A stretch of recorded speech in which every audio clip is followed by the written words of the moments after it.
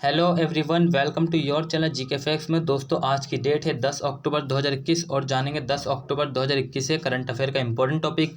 दोस्तों, आज का हमारा टॉपिक है वार्षिक अंतर्राष्ट्रीय G20 सम्मेलन का आयोजन किया गया है। दोस्तों, ये जो है आप सभी के लिए इंटरनेशनल न्यूज़ है, जो कि एग्जाम पॉइंट ऑफ से वेरी इंपॉर्टेंट है। और साथ ही जो स्टूडेंट्स किसी एग्जाम की तैयारी कर रहे हैं और जो अपने आप में चाहते हैं कि हमारा करंट अफेयर पर पकड़ बन जाए कि मतलब कि इसको कैसे मतलब कि एनालाइज जब किया जाता है हमारे द्वारा, तो इसको कैसे मतलब कि अंडरस्टैंडिंग की जाए। ठीक है, और आप सबको सबसे पहले क्या करना है कि वीडियो को जो है पूरा वॉच करना है, और जो न्यू स्टूडेंट्स है वो चैनल को सब्सक्राइब एंड शेयर करना ना भूलें। क्लियर। और चलिए क्लास को स्टार्ट करते हैं हमारे फर्स्ट पॉइंट से। तो हमारा फर्स्ट पॉइंट क्या देख लीजिए। फर्स्ट पॉइंट है 13वां वार्षिक अंतर्राष्ट्रीय G20 सम्मेलन 6 अक्टूबर 2021 को आयोजित किया गया। पहला करंट अफेयर का क्वेश्चन है कि जो G20 है 13वां कब, जो 13वां है वो कब आयोजित किया गया था, तो 2021 में। ठीक है दोस्तों, ये आपने याद रखें। वहीं इस सम्मेलन में भारत का प्रतिनिधित्व वित्त मंत्री निर्मला सीतारमण के ये द्वारा किया गया। दूसरा क्वेश्चन आपका यहाँ से बन जाता है। यहाँ से जो है आपके लिए जो है 2 क्वेश्चन बन गए हैं, जो कि इंपॉर्टेंट है। ठीक है दोस्तों, ये बात आपने ध्यान रखनी है कि 13वां वार्षिक अंतर्राष्ट्रीय G20 सम्मेलन है वो 6 अक्टूबर 2021 को आयोजित किया गया है। इस सम्मेलन में भारत का जो रिप्रेजेंटेटिव है किसने किया है, finance minister of Nirmala Sitharaman. और एक क्वेश्चन और यहाँ से बनता है कि भारत की फाइनेंस मिनिस्टर कौन है, कौन है, निर्मला सीतारमण। दोस्तों, मैंने 3 क्वेश्चन आपको जो यहाँ से बताए हैं। ठीक है, आप सभी ने इनका रिविजन करना और साथ ही याद रखना। वहीं इसके मेन पॉइंट्सों की बात करें तो देखिए मेन पॉइंट्स क्या हैं।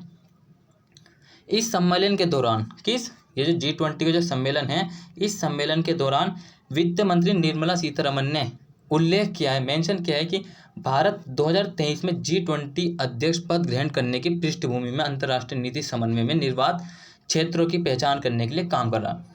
कहने का मतलब ये है कि जो 2023 में जो G20 होगा, आयोजित किया जाएगा G20, उसमें अध्यक्ष पद के लिए जो है भारत उसके लिए जो है क्या कर रहा है, काम कर रहा है, अंतर्राष्ट्रीय अपनी पहचान बना रहा है ताकि भारत उसकी अध्यक्षता करे। ठीक है दोस्तों, इंपॉर्टेंट है, याद रखना। वहीं इसका नेक्स्ट पॉइंट की बात करें तो देखिए नेक्स्ट पॉइंट दिया हुआ है भारत फार्स मतलब कि फाइनेंशियल एक्शन टास्क फोर्स और इंटरनेशनल मॉनेटरी फंड, अंतर्राष्ट्रीय मुद्रा कोष जैसे संस्थानों की प्रभावशीलता को मजबूत करने के लिए भी काम कर रहा है।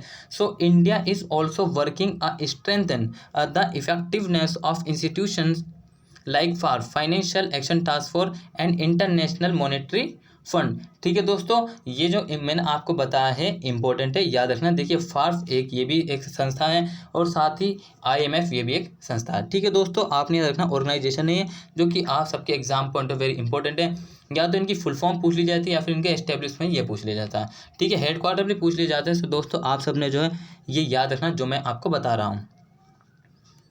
नेक्स्ट पॉइंट है कि वित्त मंत्री कौन, वित्त मंत्री निर्मला सीतारमण के अनुसार G20 प्रेसिडेंसी भारत के लिए स्थिरता, ठीक है, स्थिरता, नवाचार, समावेशिता और न्याय को दर्शाने वाले भविष्य के बारे में अपनी दृष्टि को आगे बढ़ाने के लिए एक उत्कृष्ट मंच प्रदान करेगी। कौन करेगी, जो G20 वो भारत को क्या करेगी, प्रदान, स्थिरता करेगी, नवाचार करेगी, समावेशी और न्याय और दर्शाने वाले भविष्य के बारे में, मतलब कि जो भी आएगा उसको बढ़ाने के लिए जो है दृष्टि देगा। ठीक है, कौन देगा, G20। ये उम्मीद की जा रही है। ठीक है, इंपॉर्टेंट है, याद रखना।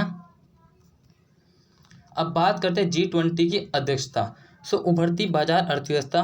उभरती बाजार अर्थव्यवस्थाएं 2025 तक G20 की अध्यक्षता करेंगी। ठीक है, कब तक करेंगी, जो उभरती बाजार अर्थव्यवस्थाएं emerging market economics will preside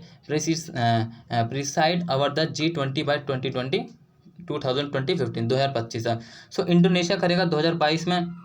ठीक है, और जबकि भारत करेगा 2023 में। और मैंने आपको शुरू में बताया कि भारत जो है इसके पद अध्यक्षता के लिए जो है काम कर रहा है ताकि वो 2023 में इसका क्या कर सके, इसका अध्यक्षता बन सके। ठीक है, याद रखना। देखिए G20 के बारे में जो भी मैं आपको मतलब कि अपडेट आई है करंट अफेयर की, आप सबके exam point of very important है, वो सब मैं आपको प्रोवाइड करा रहा हूँ।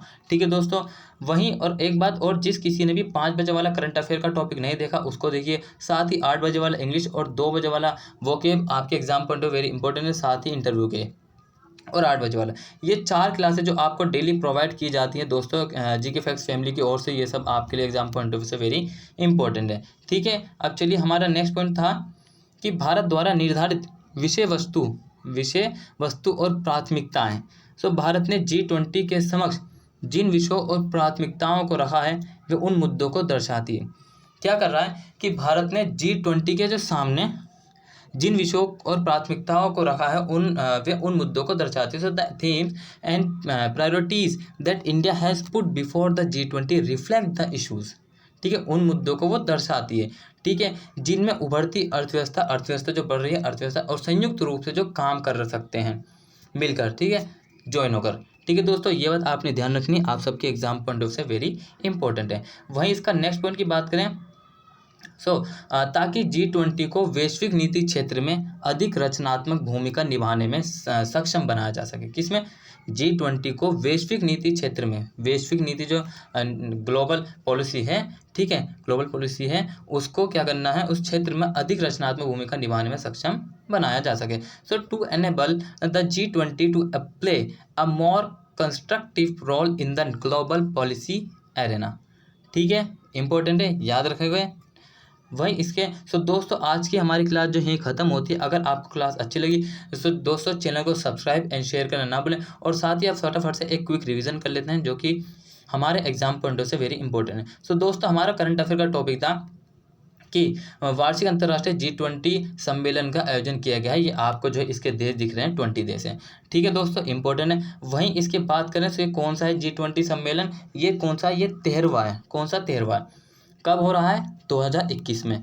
ठीक है, भारत की ओर से रिप्रेजेंटेटिव कौन है? निर्मला सीतारमण। ठीक है, यहाँ से 3 क्वेश्चन आपने याद रखने हैं। ठीक है दोस्तों, वहीं इसके मुख्य बिंदु की बात करें जो मैंने आपको बताया था कि इसमें हमारे जो फाइनेंस मिनिस्टर है निर्मला सीतारमण, उन्होंने मेंशन किया है कि वो 2023 तक जो G20 के अध्यक्ष पद ग्रहण करने की पृष्ठभूमि और अंतर्राष्ट्रीय जितनी भी नीति समन्वय उनके लिए जो है काम करने के लिए वो कर रही है ताकि उनकी पहचान बन सके। ठीक है दोस्तों, ये बात आपने ध्यान रखना है। वहीं इसका नेक्स्ट पॉइंट की बात करें financial action task force and international monetary fund जैसे संस्थानों की प्रभावशीलता को मजबूत करने के लिए भी काम कर रहा है। ठीक है दोस्तों, भारत कर रहा है। कौन कर रहा है? भारत। फाट और IMF। फाट means financial action task force और IMF means international monetary fund. ये क्या कर रहा है कि इन संस्थानों की प्रभावशीलता को मजबूत करने के लिए भी काम कर रहा है। ठीक है दोस्तों, वहीं इसका नेक्स्ट पॉइंट है कि ये जो G20 है इसकी प्रेसिडेंसी भारत के लिए किस प्रकार उच्च बेहतर साबित होगी। भारत के लिए स्थिरता, नवाचार, समावेशिता, वहीं न्याय को दर्शाने वाले भविष्य के बारे में अपनी दृष्टि को आगे बढ़ाने के लिए एक उत्कृष्ट मंच प्रदान करेगी। ठीक है दोस्तों, यहाँ तक मैंने आपको ये बताया था। और इसके बाद बताया था कि ये जो उभरती अर्थव्यवस्था है सिर्फ 2025 तक जो G20 की जो अध्यक्षता है कौन करेगी। 2022 का तो इंडोनेशिया का ये करंट अफेयर से क्वेश्चन है, और 2023 का कौन करेगा? हमारा भारत करेगा। ठीक है, यहाँ से आपने ये बात ध्यान रखना है। वहीं इसका नेक्स्ट पॉइंट मैंने आपको बताया था कि भारत ने G20 के सामने जिन विषयों और प्राथमिकताओं को रखा है उन मुद्दों को दर्शाता है। कौन? G20 दर्शाता है जितने भी भारत ने जो है उसके समक्ष रखा है। ठीक है, और जिनमें उभरती बाजार अर्थव्यवस्था संयुक्त रूप से काम कर सकती है। ठीक है दोस्तों, ताकि G20 को वैश्विक नीति क्षेत्र में अधिक रचनात्मक भूमिका निभाने में सक्षम बनाया जा सके।